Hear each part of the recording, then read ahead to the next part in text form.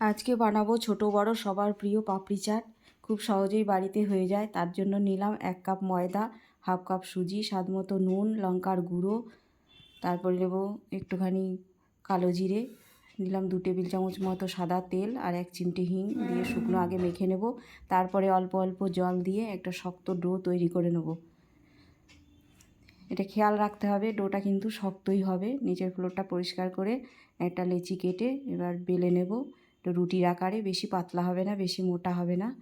এই যে বেলে নিয়ে একটু কাঁটা চামচ দিয়ে ফুটো ফুটো করে নেব। তারপরে একটা গ্লাস দিয়ে পাপড়ির আকারে শেপ দিয়ে নিতে হবে। কড়াইতে তেল বসিয়ে দিয়েছি, পরিমাণ মতো তেল নিয়েছি, দিয়ে পাপড়িগুলোকে ব্রাউন করে ভেজে তুললেই পাপড়ি রেডি হয়ে যাবে। খুব সহজেই হয়ে যায়, 10 মিনিট সময় লাগে। অথচ আমরা বাইরে থেকেই কিনে খাই, বাড়িতেই সব উপকরণ থাকে, কিন্তু কিনে খাওয়ার সময় বাইরে থেকেই আমরা খাই। এই যে পাপড়িগুলো বেশ হয়ে গেল। খুব জোর 10 মিনিট লাগে, এর বেশি লাগে না।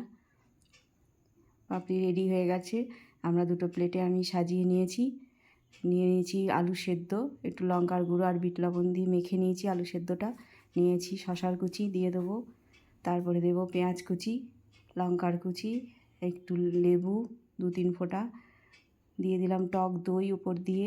দইয়ের মধ্যে 2 চামচ চিনি দিয়েছি, দিয়ে মিশিয়ে নিয়েছি। এই টক দই দিয়ে দিলাম। একটা ডালিম ভেঙে তার কয়েকটা দানা উপর দিয়ে দেবো। এই যে দিয়ে দিলাম তেঁতুলের চাটনি, ধনেপাতার চাটনি। যেহেতু আমরা বাড়িতে করছি, আমাদের ইচ্ছে মতো সব চাটনি দেবো এবং সাজিয়ে নেব।